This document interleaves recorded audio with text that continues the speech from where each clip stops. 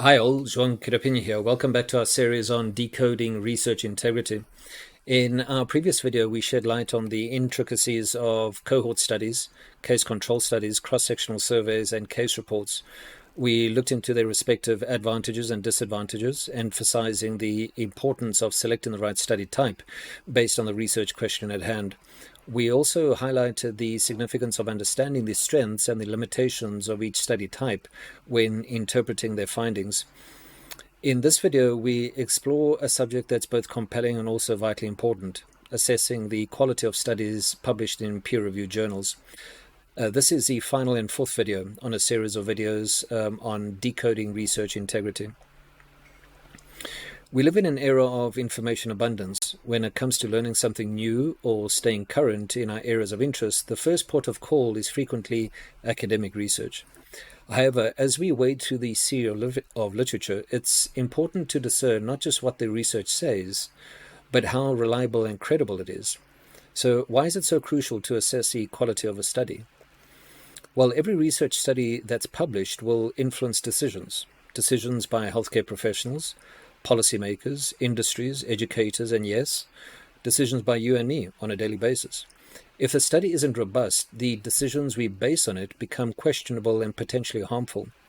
Therefore, we need to ensure that the conclusions we draw from published papers stand on a solid foundation of quality and integrity. Let's turn to a common menace, bias. Bias in research refers to systematic errors introduced in the design, conduct, or reporting which can lead to wrong conclusions. There are different forms of bias, which we'll discuss on the next slide.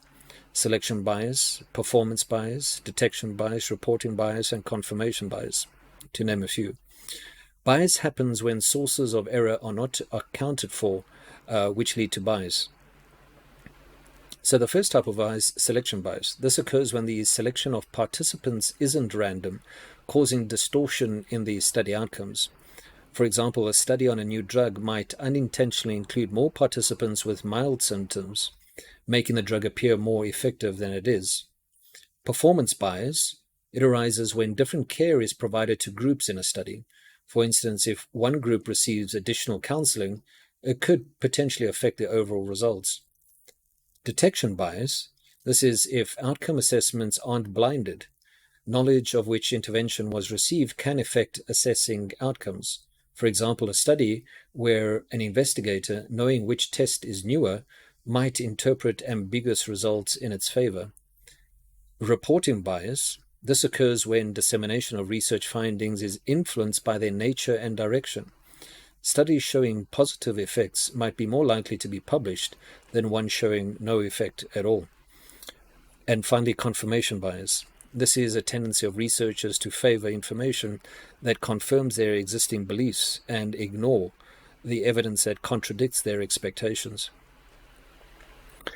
Now, let's discuss some key questions in a bit more detail related to assessing quality of studies. What is a design type of the study? This is crucial because the design impacts a study's conduct, the validity of the conclusions, and also the potential biases. For example, randomized trials are less prone to confounding compared to observational studies. How were participants selected, and how large was the sample size? A study should have a clear sampling strategy. A large, randomly selected sample increases the generalizability of the findings. Next set of questions is, how were the results analyzed? The appropriateness of statistical analyses ensures valid results. A mismatch can mislead the conclusions. And there's a lot more that could be said here. Conflicts of interest. Conflicts of interest might bias study results, conduct, or the analysis or reporting the results. Explicitly stated conflicts can inform readers about potential bias sources. Are the conclusions supported by the data?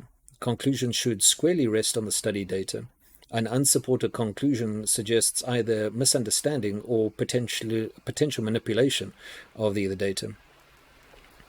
Finally, in cultivating this habit of critical appraisal will not just enhance your understanding, but will also help in generating awareness and maintain integrity in the world of research.